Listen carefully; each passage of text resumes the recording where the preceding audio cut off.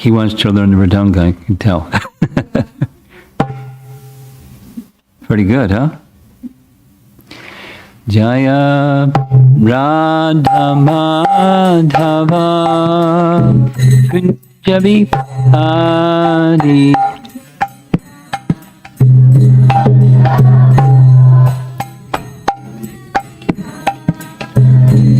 Jaya Radha Madhava Kunjabi Hari.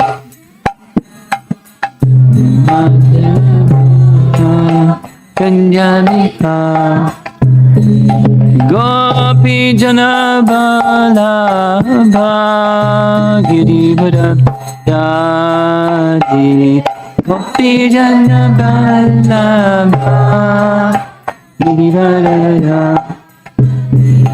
Gopi Jana Vallabha Girivara Yadi. Gopi Jana Vallabha Girivara Jasodanandana Brajajanandana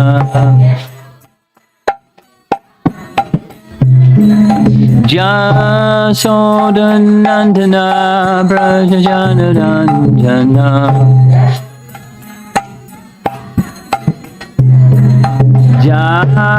Jamanatira Vanachadi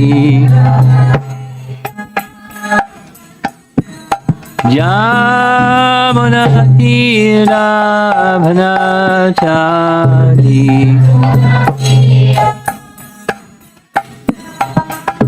Jaya Radha Madhava Kunjabi Hari.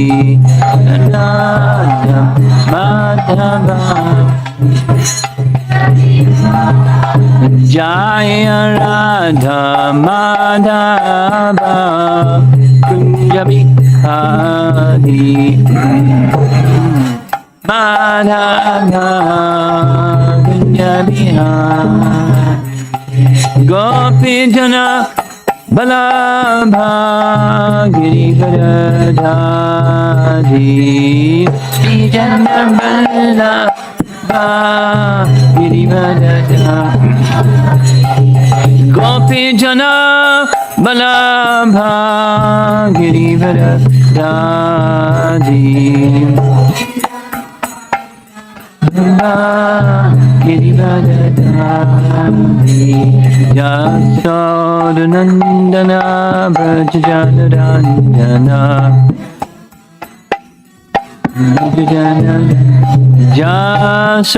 Jasodanandana Brajajanandana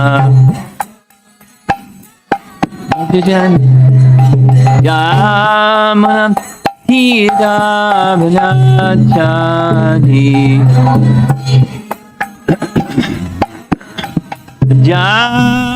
Jamanatira Vanachadi Jaya Radha Madhava Kunjabi Hari. Jaya Radha Madhava Kunjabi Hari. Jaya Radha Madhava Kunjabi Hari. Madhava Kunjabi Hari. Gopi Jana Vallabha Girivara Dhari. Girivara Dhari. Gopi Jana Vallabha Girivara Dhari.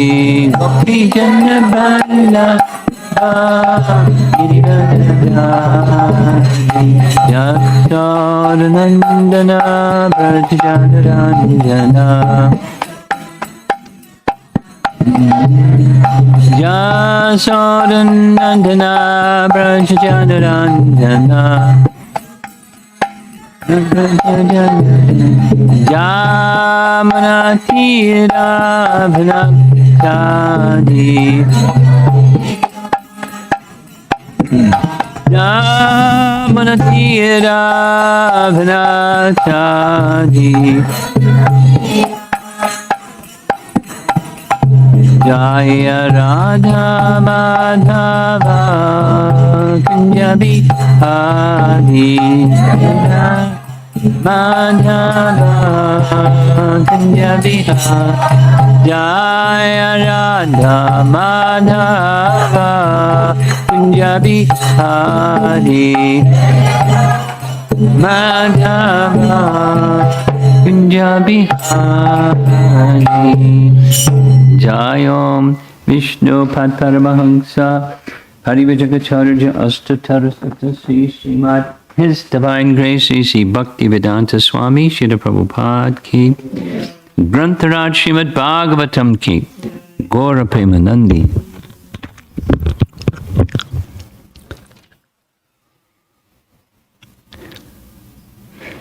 So as you can see, we're on class number 9. It says flow because the plan has been and continuing right now. Can you see? Not so well, huh? No? Okay. The plan has been to give kind of like a 35,000 foot overview picture of the flow of the events in the first 6 cantos of Bhagavatam. Not detail, but main sequence of events and flow of events and exchanges between certain personalities in these stories. So the 8th class was discussing Dhruva. You know who is Dhruva Maharaj? No idea. Dhruva was a little younger than you. He was 5 years old when he achieved spiritual perfection. It's not where he started. He started being really angry and vengeful because his stepmother means not his real mother, but his father was a king. And his father had 2 queens, and there was another queen besides his mother. He was the firstborn son. He was due to become the king. Firstborn son becomes the next king. But the second queen was younger, and the king had more, attraction for the second queen, and she was a really envious lady and nasty. And so when his younger brother was sitting on the father's lap, little Dhruva, 5-year-old boy, also wanted to sit on his father's lap, and his stepmother stopped him and said, "Get down." And say that without the whole story, she insulted him very badly, like really badly. And he looked at his father, like, "Help." And his father said nothing. Nothing. So he burst out in tears, ran from the palace, went to find his mother, cried and cried and cried. His mother heard everything from the people that were in the palace, what happened. She felt pain, the pain of her son having been insulted like that. And she felt helpless because she was not in the favor of the king. This other queen was in the favor of the king. She really couldn't do anything. So what she did was she spoke to him about living by a higher principle. Don't if you adopt the mood of getting back at your stepmother, that get back mentality is going to hurt you, Dhruva. If you wish ill upon others, that comes back to you. So don't do that. Instead, take shelter of Vishnu. I'm not going to tell you, what he wanted was a kingdom better than his father, and better than his father's father, and better than his father's father. So there. He was a Kshatriya spirited little boy, 5 years old, but he had that spirit.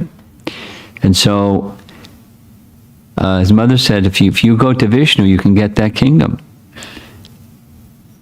And then she, his mother, started describing how Vishnu gave to your great-grandfather Swayambhuva Manu, rule of the universe.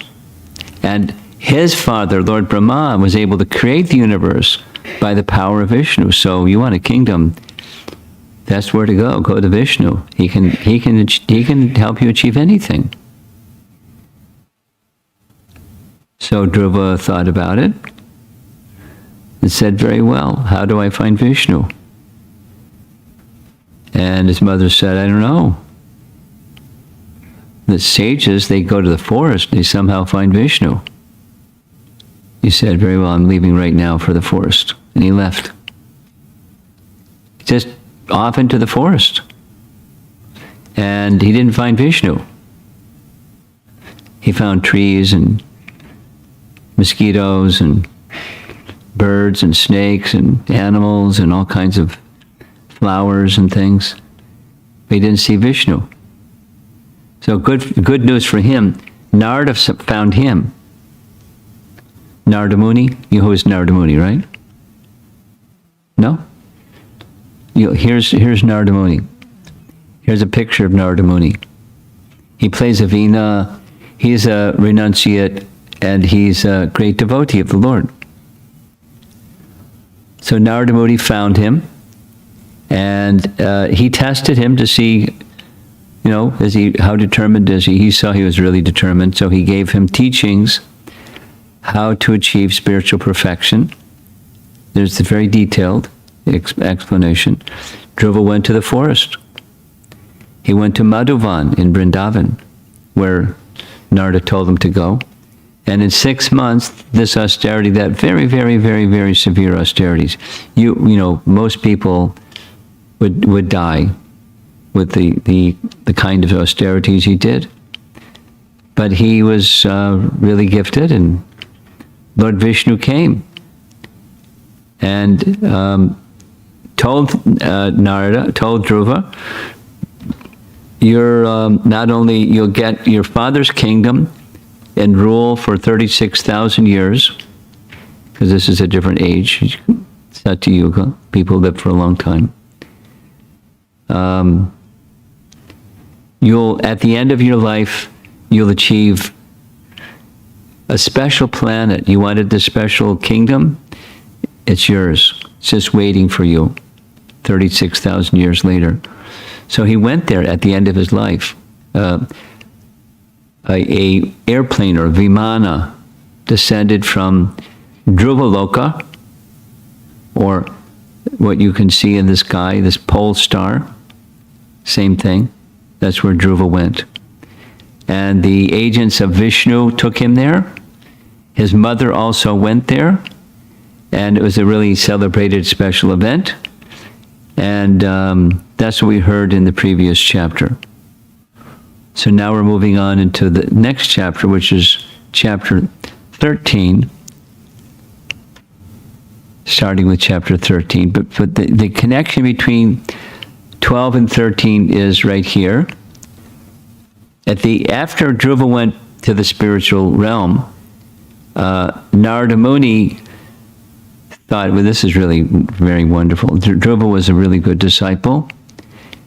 And he went to a place where the prachetas were performing a sacrifice. And I'm just going to read those verses. And he started speaking about how wonderful is Dhruva. I'll just read. After observing the glories of Dhruva Maharaj, the great sage Narada, playing his veena, that musical instrument there is his veena, he went to the sacrificial arena of the Prachetas and very happily chanted the following 3 verses. He's happy because when a disciple does very well, just like when a son does very well, the father is really happy. So when the disciple does really well, the spiritual master is very happy. This is what Narada said. Simply by the influence of his spiritual advancement and powerful austerity, Dhruva Maharaj, the son of Suniti, who was devoted to her husband, acquired an exalted position not possible to attain for even the so-called Vedantists or strict followers of Vedic principles, not to speak of ordinary human beings. Dhruva achieved perfection. Dhruva Maharaj attained an exalted position. Whoops, one more. The great sage Narada continued, just see how Dhruva Maharaj, aggrieved by the harsh words of his stepmother, went into the forest at the age of only 5 years, and under my direction underwent austerity. Although the Supreme Personality of Godhead is unconquerable, Dhruva Maharaj defeated him with the specific qualifications possessed by the Lord's devotees. And the third, Dhruva attained an exalted position at the age of only 5, after undergoing austerity for 6 months. Alas, a great Kshatriya cannot achieve such a position even after undergoing austerities for many, many years. So Dhruva was in the fast lane. He was Superboy. And Narada is very much appreciating.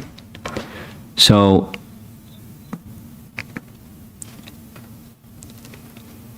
there's a little picture here of when Dhruva grew up. He married, he became a king, and he had 2 queens. One's name was Brahmi, and there were 2 sons, Kalpa and Vatsara. And he had a second queen named Ila, and his eldest son of the 3 was Utkala, and he had a daughter whose name is not mentioned. So when Dhruva passed on the kingdom to his eldest son, Utkala, he said, no thanks, Dad, I want to become a renunciate. So he went to the forest like Dhruva had gone and was cultivating self-realization. So the younger son, Vatsara, became the next king. So this is Dhruva and the descendants of Dhruva. Then comes, here you see in this painting, that's Sutta Goswami on our left.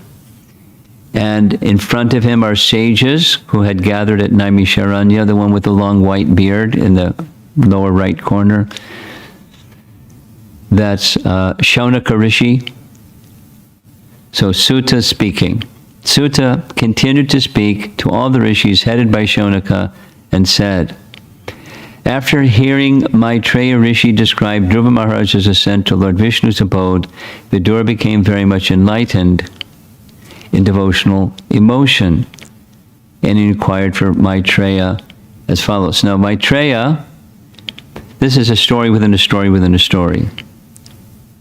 So Sutta is telling those sages about a discussion that took place between these 2. On our right, wearing white, because he was a householder, that's Vidura. And on our left, sitting in a little cave there, that's Maitreya. And this goes back to the third canto Bhagavatam, a discussion between the 2. I mean, for those that may not remember, Vidura is one of 3 brothers. The eldest brother was Dhritarashtra, who was blind. The second brother was Pandu, who became the king, and the Pandavas became the next rulers. And the third brother, Dhritarashtra, Pandu, the third brother was Vidura. Vidura was very, very wise. At some point in time, he left Hastinapur and went on pilgrimage. And one of the places he ended up in pilgrimage was meeting Maitreya. So there's an introduction of who those personalities are. And there, on the right side, Vidura is asking many, many, many, many questions. Maitreya is responding. And so, since Maitreya had narrated this whole story about Dhruva, he wanted to know, who are these Prachetas? You mentioned at the end of the Dhruva story. Who are the Prachetas? Because Narada had gone to a place for sacrifice where the Prachetas were. So who are these Prachetas? To which family did they belong? Whose sons were they? And where did they perform the great sacrifices? So to answer the question, he goes to the lineage that comes from Dhruva. And one of those kings in that lineage that comes from Dhruva was King Anga. It's many generations later, but in Dhruva's lineage there was a king named Anga who was a very great king. And Anga had a son whose name was Vena. Anga's wife, Sunita. And the son was really cruel. And the maternal, that is Sunita's father, or his maternal grandfather, was death personified.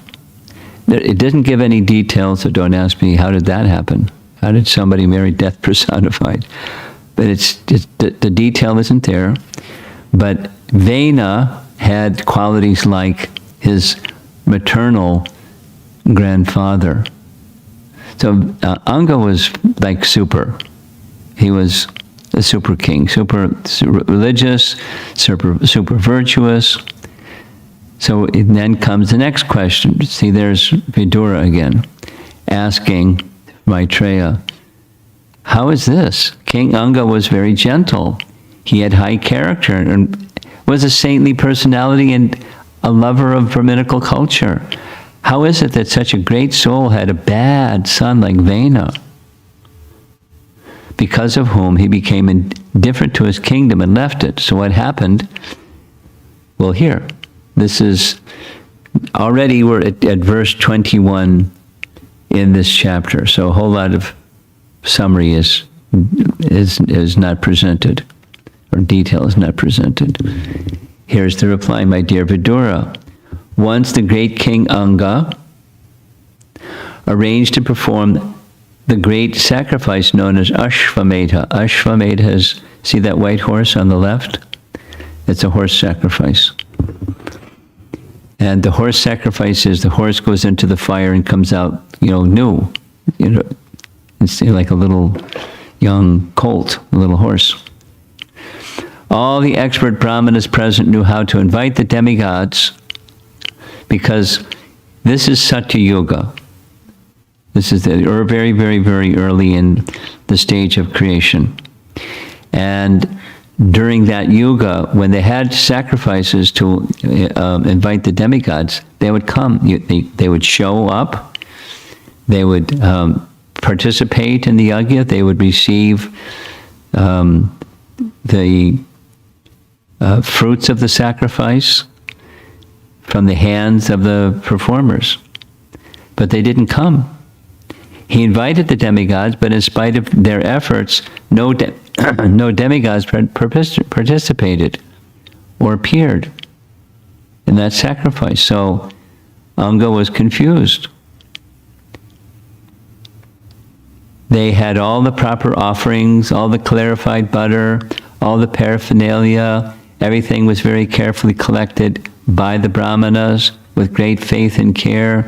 Our chanting of Vedic mantras is also not deficient in any way. This is the brahmanas saying, it's not because things weren't in order.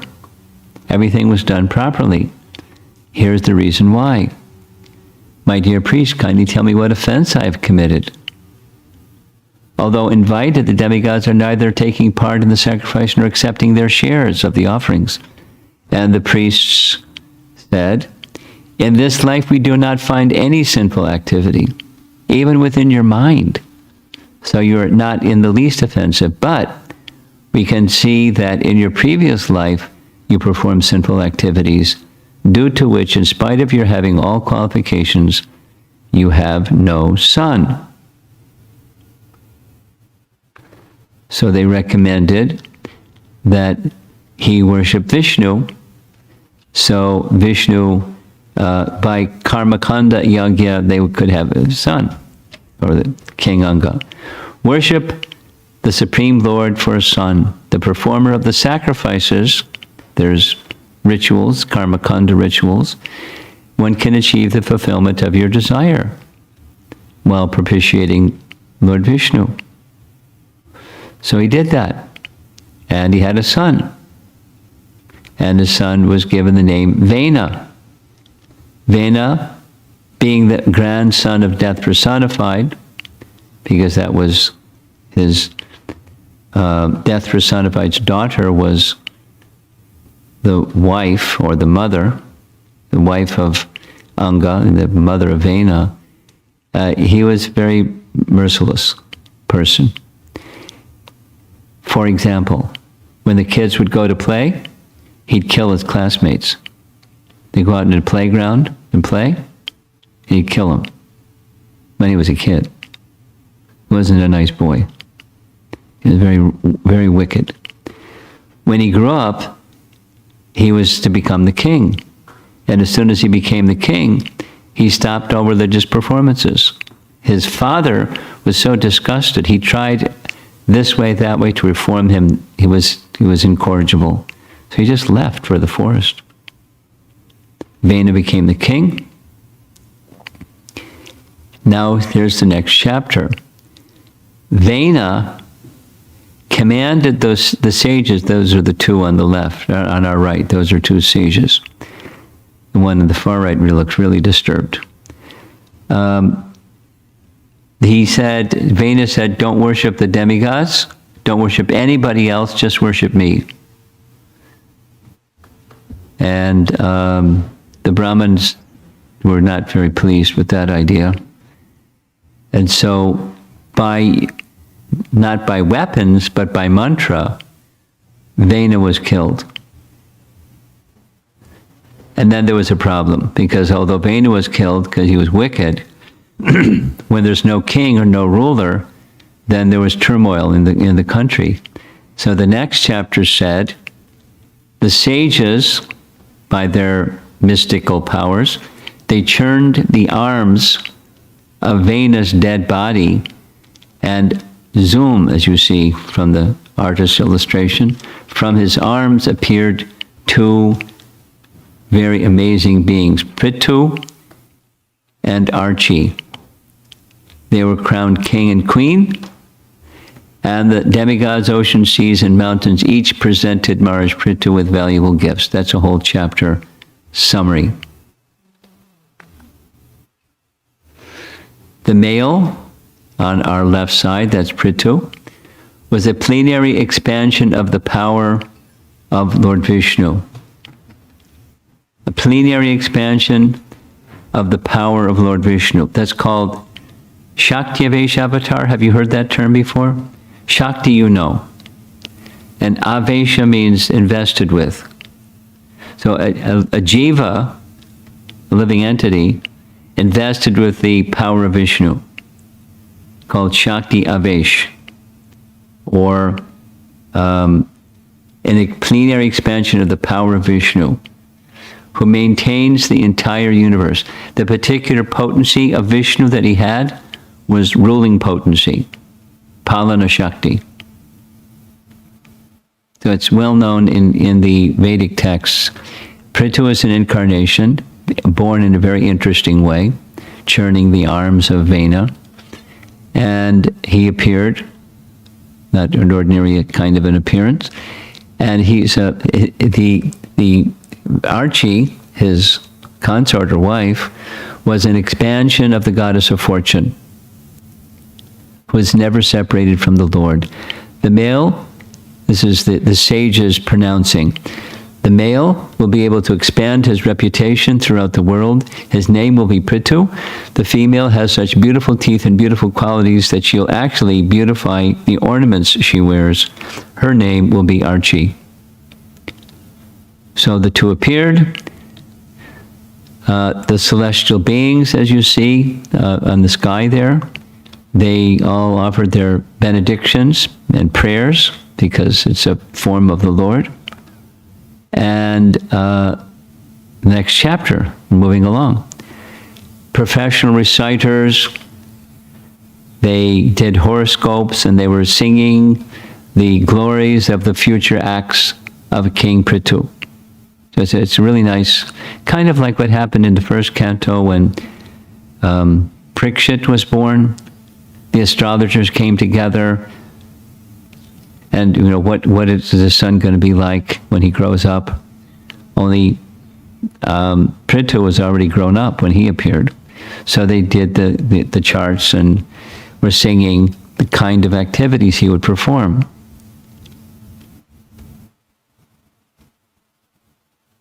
Doesn't say it as follows. Okay, something happened. This is a summary of the next chapter, 17. There you see Prithu riding in a chariot, and over there you see a cow running from Prithu. The earth refused to supply grains to the starving citizens. Prithu Maharaj became like anger personified and prepared to kill the earth. He said that he will personally sustain the earth's population by his mystic powers.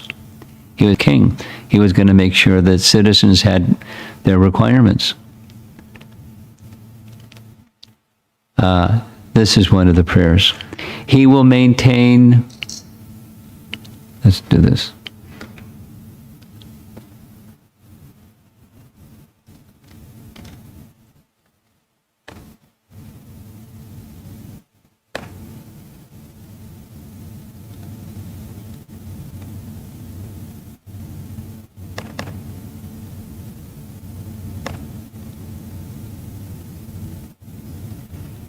Okay, this is one of the prayers.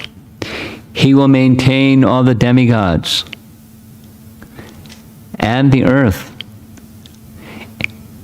equally distribute his mercy, be tolerant, supply rain, and enhance the peace of all. He will be all-knowing, yet neutral within his kingdom, the determined protector of Brahminical culture, the giver of shelter, and respectful to women. He will serve the devotees, associate with liberated souls, and chastise the impious. I think that was my doing. I mixed up this sequence. So that's now chapter 17. He's going to chastise earth for not supplying necessities to the citizens. And the citizens came appealing to the king. There you see the citizens on the right. There's King Prithu on the left with a very fancy mustache. Normally we don't see incarnations of the Lord with a mustache, but these artists wanted to do like that. So Prithu heard from them, and he began to consider what's the reason for this disturbance. And he, in his contemplation, he came up with the conclusion that the earth was restricting. Having arrived at a conclusion, King took up his bow and arrow and aimed them at the earth exactly like Lord Shiva, who destroys the whole world out of anger. So there's Prithu in his chariot, and there's earth in the form of a cow running for her life. You ever see a cow run? I've seen a cow run. Really, like, hilarious. They don't run like a horse. They don't run like a dog. They don't run like a cat. They don't run like a cow. It's really awkward. But they run. So she was running. When the earth saw that King Prithu was taking his bow and arrow to kill her, she began to flee exactly like a deer, which runs very swiftly when followed by a hunter. See, there's some deer up there on the upper right. There's some deers running on the lower left, and there's a cow going to start to run away from the king. Prithu chased the earth at all places. Earth could not escape Prithu. She turned to Prithu in helplessness. So she offered many prayers, and they're very, very beautiful prayers, and pleads to the king to not kill her. But Prithu wasn't satisfied. He doesn't want to kill her. He wants the necessities that earth is supposed to supply. So she explained why she was in her situation. Please control your anger. Great sages have prescribed proper methods. By faithfully following proper methods, one can get desired results. And you don't go by the proper methods and won't be successful. I hid the seeds because they were being used by non-devotees, and I wasn't being protected by King Vena. Take the seeds out by method which I explained to you. So things weren't growing, there weren't rains, and there weren't seeds. And so she's going to tell him, she told him why they were hidden and how to get them. Arrange for a calf, a pot, and a milkman. That's pretty good. You got a cow, you have a calf, and a milk pot, and a milkman. Make me level. So this is what Prithu did. He leveled the earth, by which rainwater will remain on its surface. This is summarizing 9 verses in the Bhagavatam, 10 verses. So because Prithu didn't want to, Prithu wanted, what he did want was the necessities for the citizens. That's what the king has that concern. And earth was restricting because Venu was such a wicked king, she restricted. But now Prithu is the king, fantastic. Here's how you can get all the necessities for human society. And contrary, if you break me to pieces, how will you stop everyone from drowning in the Garbadak Ocean? The earth has a lot of living entities. And if you finish me, then people are going to be in trouble. They'll end up in the Garbadak Ocean. So that's not the best plan. This is one of her last prayers in this section. There you see earth personified in the form of a cow offering this prayer to Prithu. My dear Lord, I am also the creation of one of your energies, composed of the 3 modes of material nature. Consequently, I am bewildered by your activities. Even the activities of your devotees cannot be understood, and what to speak of your pastimes. Thus, everything appears to us to be contrary, contradictory, and wonderful. It's a nice prayer. You know, she's bewildered by his anger because she's ready to supply, so no need to be angry. Just let's do the needful procedures and all the necessities will be there because you're not the same kind of king as Vena. I'm ready to supply. Prabhupada explains like this, that as Kali Yuga progresses, production from the land will diminish.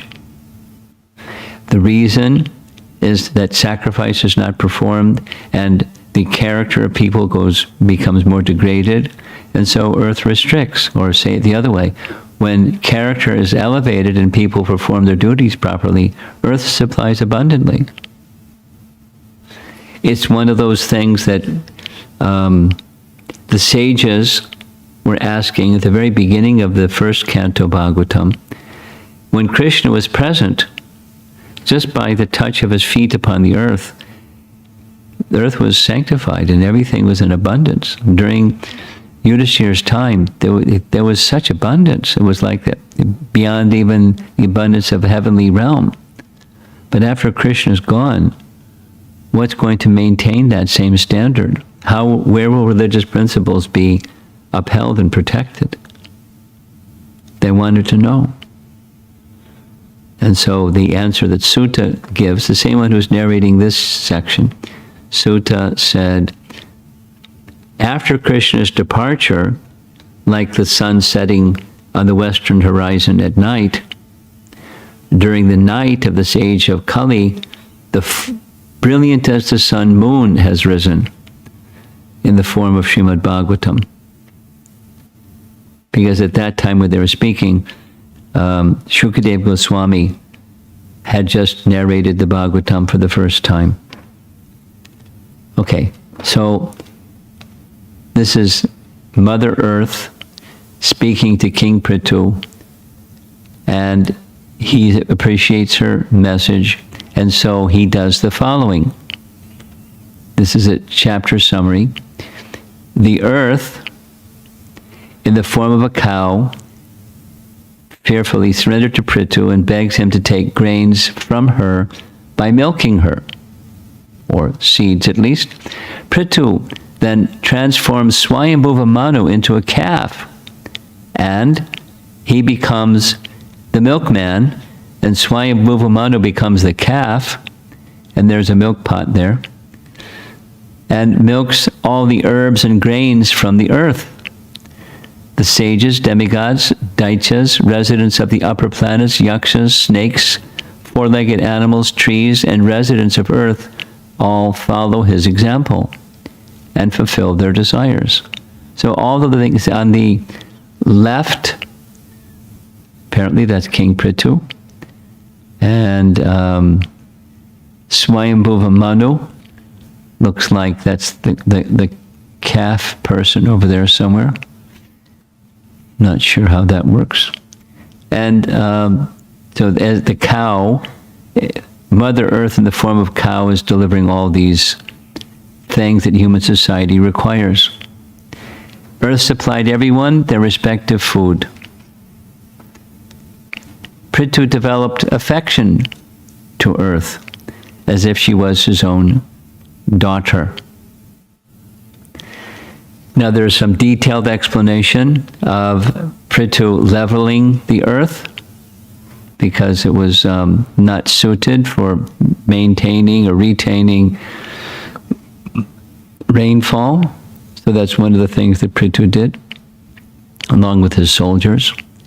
In chapter 19, Prithu, this is important, Prithu is for the welfare of the citizens. So abundance is there for the citizens, but he wants further welfare for his citizens. So kings would sometimes do this. They would perform sacrifices, the benefit of which would directed to the citizens. So his plan was to perform 100 Ashwamedha Yagyas. And that made Indra nervous. Because Indra was thinking, uh-oh, if he does 100 horse sacrifices, then he may want to drive me out of the king of heaven position and take over. So he wanted to stop that 100th horse sacrifice. So Indra made himself invisible and he stole the horse. Indra did this in the 5th canto, we find also, in relation to the descent of the Ganges, and so on. We'll get there later. So it says he became invisible. Here's a painting that doesn't show him invisible, but there's Indra up there on the upper right, and he's taking the horse away. And Prithu sees him and he's got his bone ready to let him have it. But then he poof, disappeared. And it was a big scene. So Lord Vishnu came to Prithu and said, you know what? You don't need to do this 100th horse sacrifice. Indra's just nervous. So you don't need this. The citizens are well provided for, well cared for. So just, don't do that 100th sacrifice, and Indra will be peaceful. So, and please forgive Indra for stealing that horse and interrupting the sacrifice. Indra recognized, as you see in the painting, there's Indra with so many eyes around his body. coming with folded palms before King Prithu. And over on our left, that's Lord Vishnu, along with Garuda, of course. And behind King Prithu, there you see Lord Brahma and Lord Shiva. And you look down, there's the four Kumaras. And, there are many assembled personalities who are witnessing all of this. And there's some very nice prayers that Indra offers to Prithu, and there's a close-up painting of Lord Vishnu extending his lotus flower to benedict the scene. And then Prithu, after receiving the words of Indra, Prithu turns and offers prayers to Lord Vishnu. And it's a whole chapter of prayers. Prithu, an incarnation, offering prayers to Lord Vishnu. Here's two of them. My dear Lord, I do not wish to have the benediction of merging into your existence, a benediction in which there is no existence of the nectarian beverage of your lotus feet. I want the benediction of at least 1,000,000 years, for thus I may be able to hear about the glories of your lotus feet from the mouths of your pure devotees. Literally, he wants 1,000,000 years, but he wants to hear again and again the glories of Lord Vishnu's lotus feet from the pure devotees. My dear Lord, due to your illusory energy, all living beings in this material world have forgotten their real constitutional position, and out of ignorance, they are always desirous of material happiness in the form of society, friendship, and love. Therefore, please do not ask me to take some material benefits from you, but as a father, not waiting for the son's demand, does everything for the benefit of the son, please bestow upon me whatever you think is best for me. This is a celebrated verse. It's something like what Prahlad Maharaj said to Lord Nrsingadev. It's not verbatim, but what Prahlad Maharaj said to Lord Nrsingadev, you want to offer me a benediction? Prahlad said, don't ask me to ask for anything, because between you and me, you're the master and I'm the servant, and that's it. I've not come to you or wanting from you something that be like a merchant. Vanik. I do something, you give me something, and that's our relationship. No. You're the master, I'm the servant, that's it. It's not the same, but here Prithu is saying, you're the father, and I'm the son, and the son doesn't need to ask something from father. The father knows what's best for the son, so whatever you feel is what is appropriate. Whatever's best for me, that's what's best. That's what I want. I want whatever you want. That's a nice way of describing what love is. Love is not, you do this for me and I'll do that for you. That's business. But love is, I just serve. And if something comes from the other party, that's fine. Whatever comes from the other party, that's just fine. So now we're moving on to the next chapter. After his prayers, Prithu now turns to his citizens. He's seated on the throne. He's the king. Vishnu has come, Lord Shiva has come, Brahma has come, the Kumaras have come, so many personalities have come, and now he's addressing his citizens. Now, if you're the ruling potency, empowered person to rule the world, the whole earth planet, what are you going to say to your citizens? That's chapter 21. Always perform your duties, varnashram duties, the duties in relation to Vishnu. Do those duties, whatever is your appropriate duty, do for the Lord's pleasure. Attentively serve the Brahmanas and the Vaishnavas without any offense. He's describing a very simple system of organized society according to the Varnashram system. That's the social structure. And do those things for Vishnu, for the satisfaction of the Supreme. And then those that are his closest representatives, Brahmanas and Vaishnavas, serve them. Serve them affectionately and attentively, and be careful to avoid offense against those representatives of Vishnu. That's a quick summary of the chapter. So now the citizens he's instructed the citizens, now they want to glorify him. And as they're doing that, there you see seated on the throne up there is these little boys, the 4 Kumaras. And they were effulgent, like suns, the suns in the sky. And immediately Prithu got down from his seat and offered you see him washing their little feet. See that water pot he has? And he's honoring them because they're Brahmanas and he's a Kshatriya. Sanat Kumar advised Prithu to serve the Lord in the heart, to become free from desires. For one overcomes all dangers by taking shelter of his lotus feet. Now these are standard instructions you find again and again in the Bhagavatam, but here it is. This is the Kumaras.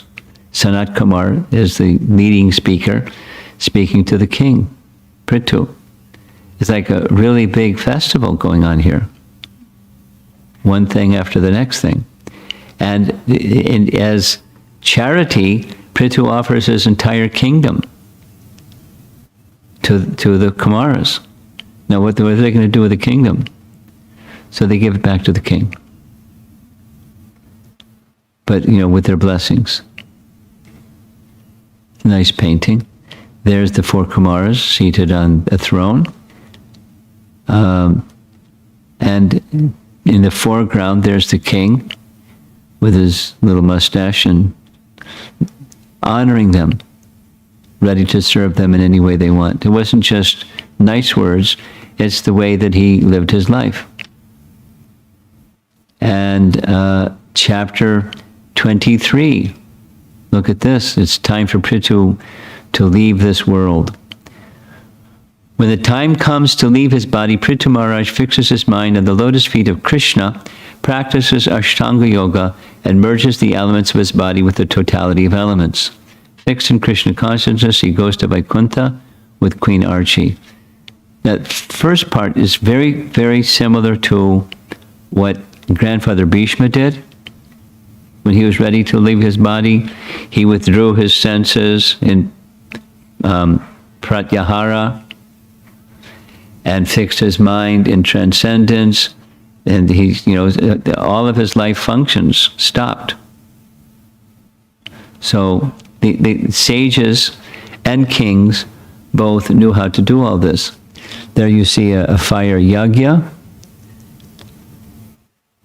in the mound right there. And there's the 2 vimanas, one with the queen, Archie, and the other with Prithu. And off they went to the spiritual world. And then comes this, all of this is responding to the question, who are these Prachetas? Remember in the very beginning? From the Dhruva story, Narada went to where the Prachetas were doing their yajna, and the question was, who are these Prachetas?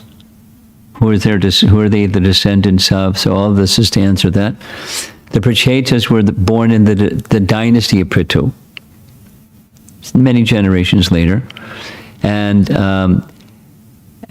they, at the request of their father, they were asked to assist in producing good offspring, good citizens. So they went to the ocean to do meditation. I mean, their meditation was underwater meditation for thousands of years, no cheating. You can't, because when you're doing meditation the way that they were able to do in Satya Yuga, you suspend life air. when you're underwater, you can't cheat. So, when they were ready to enter into the sea, Lord Shiva came out of the sea and spoke what's called in the Bhagavatam Rudra Gita. Like Bhagavad Gita, this is Rudra Gita. And Rudra, or Lord Shiva, or the song of Lord Shiva, is called in the Bhagavatam, is really nice glorification of Vishnu. Here's a little bit of the genealogical line from Prithu, very quickly. Up there at the top, that's Prithu and Archie. And they had 5 sons that ruled the earth planet in these different directions. There was the head, the eldest, and the emperor, the eastern, southern, western, northern region. And then the eldest son had 2 wives, and there's one of the wives, Sikandini. Those are their sons. And the second, Nabasvati, Havir Dana, that was his son, or their son, and then so on. And then, so one of the sons of, so Havir Dana, let's go back. Havir Dana is at the bottom over there. This is showing, this is the line from Prithu where the Prachetas come in. So there, Havir Dana had Havir Dani as his wife. 6 sons, one of them was Prachini Barishat. And Prachini Barishat had sons called the Prachetas. So, and that's the mystery. It's just 4 generations later from Prithu, the Prachetas were there. Now, we heard, going back to chapter 12, the Prachetas were doing a yajna. But Dhruva, remember, Dhruva had been ruling for 36,000 years. Let's do this. In the present age, life expectancy really high if you can reach 100 years. In the previous age, you just add a multiple of 10, like during Krishna's time. It's 1,000 years. During Lord Rama's time, multiple of 10, 10,000 years. And in Satyuga, multiple of 10, 100,000 years. So Dhruva was ruling during Satyuga, 36,000 years. It's like, rule for 36 years. So when he left and went to the spiritual world, Narada went to a place where the Prachetas were doing a yajna. So this is, 36,000 years later. So they're in the line of Prithu. And starting tomorrow, we're going to hear some more about the Prachetas, but this is a preview for tomorrow, little chapter summary. There's Narada with the veena across his lap. Remember the veena, that stringed instrument? And then he's a sannyasi, but he sings names of Krishna and travels around the universe. He has the power to do that. And Narada, went to visit after visiting the Prachetas, he went to visit the father of the Prachetas. That father of Prachetas, as you see seated there, that's Prachini Barishat. His sons were the Prachetas, and that's their father, the king. And the king was a little too much involved in karmakanda rituals. So, while the Prachetas perform austerities underwater, Narada preaches to their father, King Prachini Barishat, whose intelligence is bewildered by fruitive acts. Narada narrates the allegory of Puranjana, who lived in a city of 9 gates, or the body, because it has 9 holes, along with his queen, whose material intelligence, who kept him, the king, under her control. So tomorrow we're going to be hearing the allegory of Puranjana. See, it's Narada. Narada's fantastic. I mean, what Narada did with Dhruva was so straightforward. First, he just tested him, said, look, you're just 5 years old, great sages, powerful kings, they come to the forest. Sometimes for lifetimes they can't achieve this. So, and he gave different reasons why it wasn't a good idea. And he saw Dhruva was really determined, so he gave him bhakti. Sometimes Narada Muni, we know this, you probably know this nice story. He was traveling one time in a forested area, and he was going to a yajna, and he saw half-killed animals with arrows stuck in their bodies. Yuck, what's this? Then he saw a hunter, Magari the hunter. So he went right into the open, and all the animals that Magari was after, they ran away, and Magari said, who are you? You just scared away all these animals. And he said, I'll tell you who I am, but can I just ask one thing? What's that? Because he saw he was a saint, and his heart was moved. He said, don't half-kill the animals. Kill them completely. I said, why do you say that? Because they suffer. Suffer? I never thought no one told me that before. And what's the consequence if they suffer? If they suffer like that, you're going to have to suffer like that. That's the law of karma. Really? So anyway, in discussion with Magari, that was his approach to Magari. Don't half-kill the animals, kill them completely, because they suffer. And you're going to have to suffer like them. So Magari, but just in Narada's association, he said, well, what should I do? I've half-killed lots of animals. He said, well, first of all, I'll take care of your maintenance, but I want you to break your bow.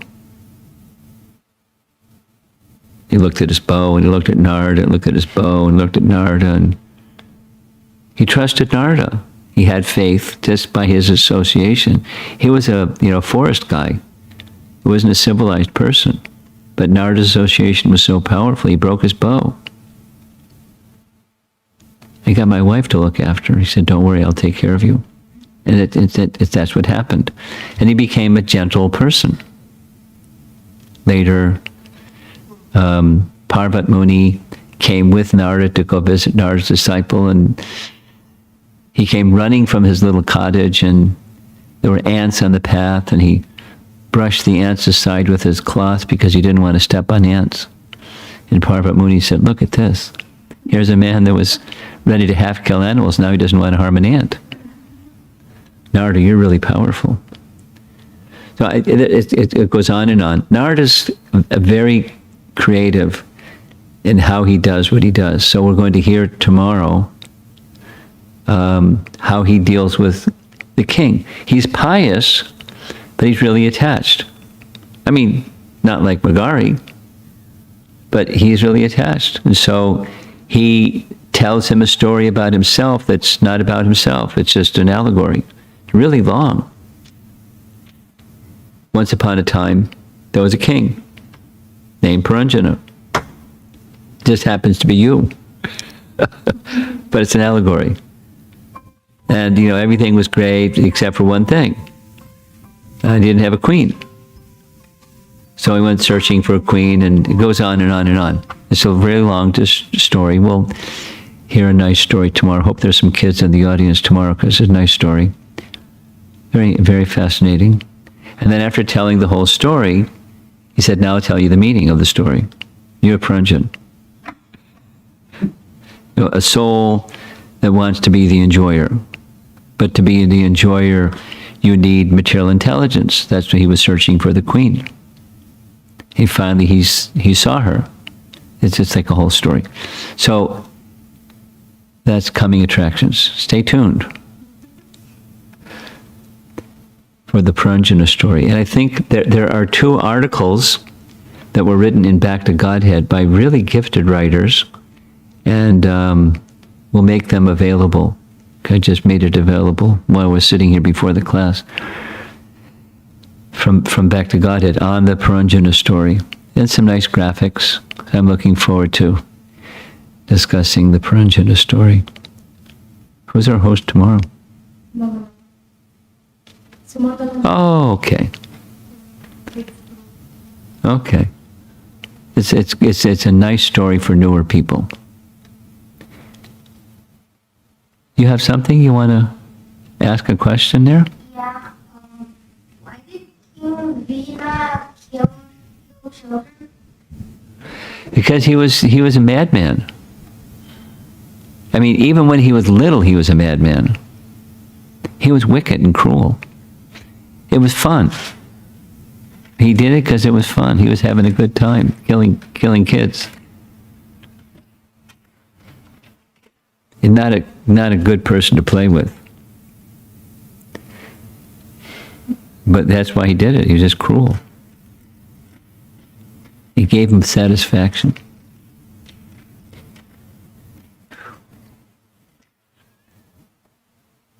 Watch out for Vena in the schoolyard. Okay? Anything else?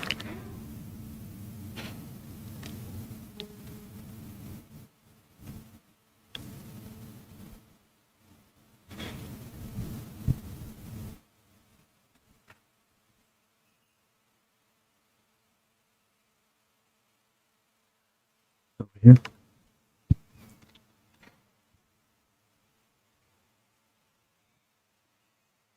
Maharaj, how long Maharaj Prithu was on this earth? How long was Prithu on the earth? I don't know the number of years. It gives the number of years for Dhruva, but not for Prithu. Doesn't give the number of years. I have one more question, Maharaj. So the Sanskrit name of the earth is Prithvi, right? So is that One of the names, yeah. Is that came from Maharaj Prithu? Is the Sanskrit, is the dhatu similar? Is that what you're asking? The etymological root similar? Mm-hmm. I'm not a Sanskrit scholar. I'm pretty useless this evening. It would seem like, but yeah, I can ask some Sanskrit scholars. They'll tell me quickly. I don't know anyone that I could send a text message to right now and get the answer. But I'll do it tonight when I get back, and we'll send you the answer. Thank you, Maharaj. Okay.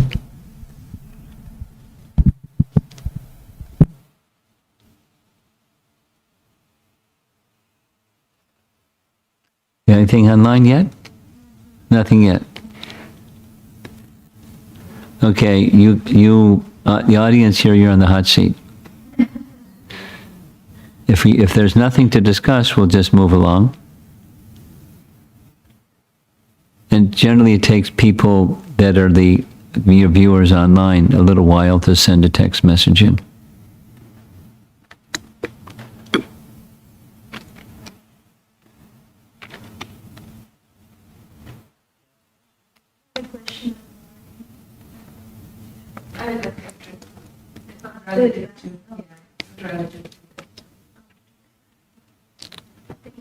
She wants to ask after the Okay.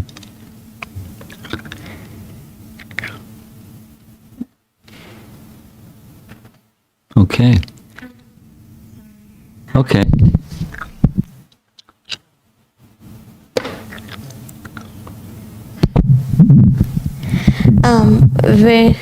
The Venu's father, he was a pious person. He was pious. Right?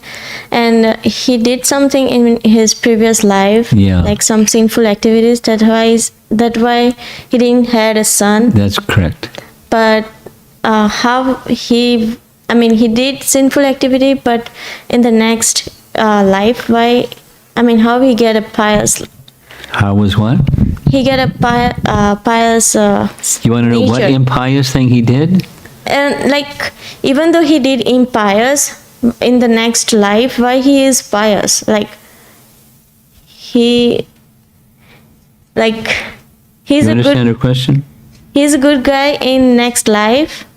He did faithful in the previous life, but in this life he was doing Good. Well, if you do something, misdeeds don't immediately fructify. Karma can be instant or delayed. So good deeds don't immediately bring good results, although they may, and they may bring long-term results. And bad activities may bring immediately some reaction, or, in the next life, or 2 lives, or 3 lives later. The time sequence is not so rigid, it's very flexible. But something will come at some point in time, unless there's 2 options, unless there's some atonement, or unless there's devotional service that just wipes the slate clean. Prayashchitta, you're familiar with that term? Atonement? You've heard of it? Yeah. So there's procedures in the Vedas. Most religions have some method. For sin, you can atone for your sin. That kind of like wipe the slate clean. For that particular sin, or sins of, different traditions have different methods. So, that's one way of counteracting a sin. But, if you don't, it's going to come. Not necessarily in the very same lifetime you do something that's wrong or sinful or bad or hurtful to others. But it'll come. Law of nature. Pratibahu.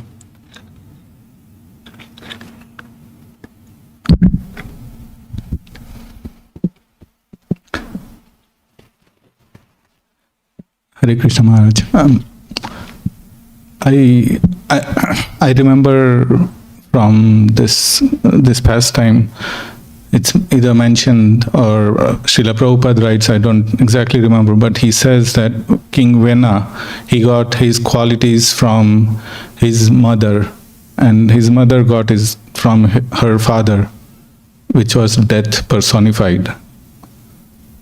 So does it mean that he got these bad qualities from his maternal grandfather?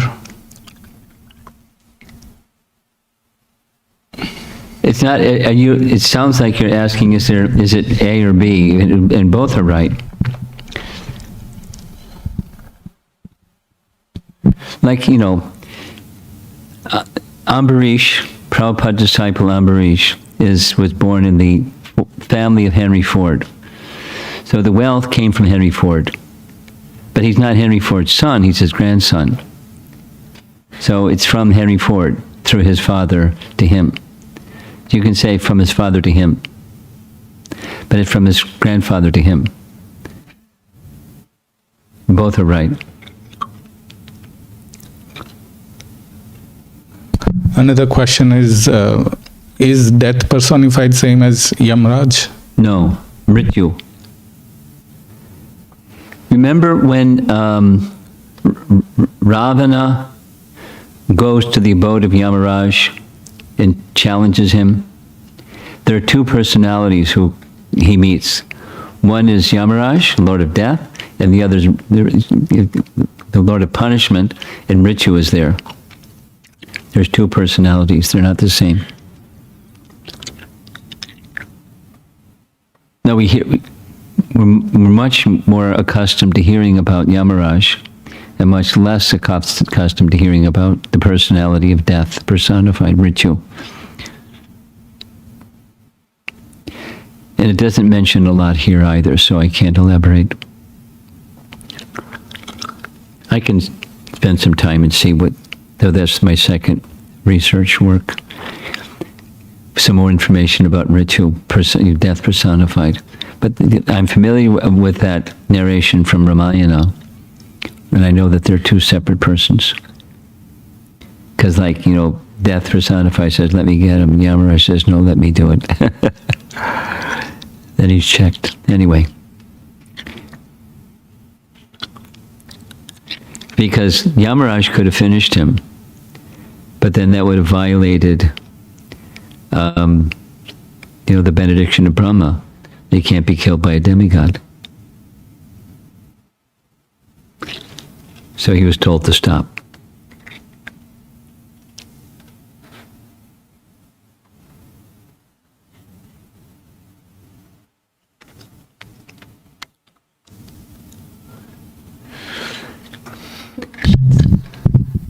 First question is from Rama Raghava Prabhu. The example of Prithu Maharaj is of aspiring for something wholeheartedly and then giving it up on the instructions of spiritual master. Yes. It takes great devotion and surrender to do that.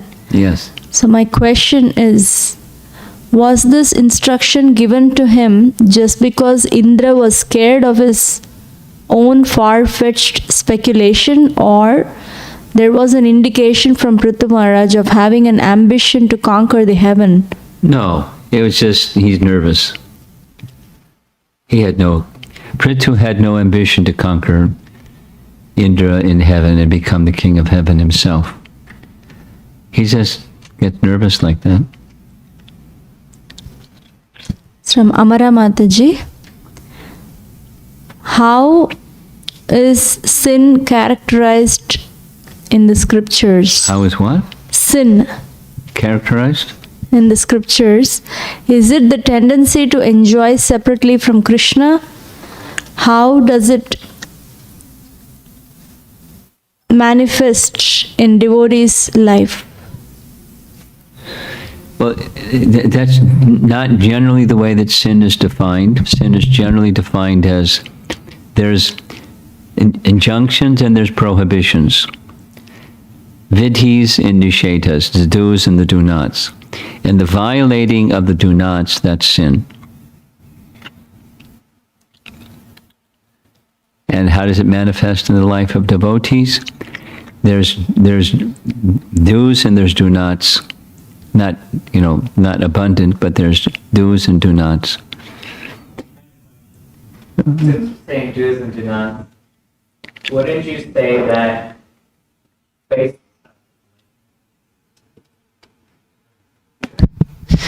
based on the do's and do nots that you're saying, technically wouldn't you say that every minute that you are spending not remembering Krishna, wouldn't that be a sin? That's something else. I mean, it's not a sin per se. It's ignorance. Ignorance. When you ignoring Krishna is the root of ignorance. Correct. And so, when we ignore Krishna and we're covered by ignorance, then we're in Maya. But Correct. supposing now we're in Maya, then there's some do's and do-nots. Because we're on this earth to pray, not for worldly objects, not for Maya, because Maya is an illusion, correct? Maya is an illusion. Correct. But, so when we're in illusion, even in illusion, let's say, Prabhupada gives this example Okay. of Dharma, which has do's and do-nots, is like the laws of the state. So the law of the state says, keep to the right. And if you don't keep to the right, you're breaking the law. Of course. So that's the do not. Don't drive on the left, you drive on the right. That's the do with the injunction, there's a prohibition. Prohibition. So the do nots, even within the kingdom of Maya, is, you do this and you don't do that. You don't steal, you steal, and you're in the do not category. Right. So that's sin. So Wouldn't you think that there's 4 qualities to make a person a true bhakta of Krishna? Like dharma would be one of them, bhakti, vairagya. Well, the true symptom is very simple. Yeah. The true symptom is take shelter of Krishna. Right. And one who has taken shelter of Krishna, Sharanam Braja, Mam Ekam Sharanam. You know the verse? Sarvadharmam. I don't know. 1866 Bhagavad Gita. Later Okay. you can look it up. Yeah, okay. Sarva Dharmam, all Dharma, Dharma. Prityaja. Right. Leave that to the side. Do one thing. Mam Ekam Sharanam. Surrender to me. Surrender to me, That's the Vaishnava principle. That's the Bhakti principle. You do that one thing, and Aham Tam Sarva Papebhyo. All sins, no worries. Yeah. Right. You know, Krishna will do the course correction. Of course. You surrender to him, he'll correct you. So yet there are teachings like don't steal, don't lie, and so forth. Don't commit adultery, and some do's and those are. But one who is surrendered to Krishna is going to not do those things. Okay. Now, according to this generation, this era, this new generation coming, how can we focus more on Krishna, especially with Kali going around and all sin going around us? Your question is Srimad Bhagavatam is the answer. Right. Because what you just said is what Vyasadeva said. Wow, Kali Yuga is really bad. And each generation it gets darker and darker. What to do, which is your question. Right. It's not, the current generation is not a different light. The light of the Bhagavad is the light of the Bhagavad. That's true. I'm proof. It's not just, I'm a baby boomer guy, and there's the millennials, and they're different. It's a different light for the millennials. It's the same light. Yeah, because a lot of things are day by day, things are changing. There's a lot Principles don't change, though. more. Yeah, that's true. Principles don't change. But also with this new generation, you're saying to read the Bhagavad, but this generation, people don't like to read. Well, with a little hand holding, it happens.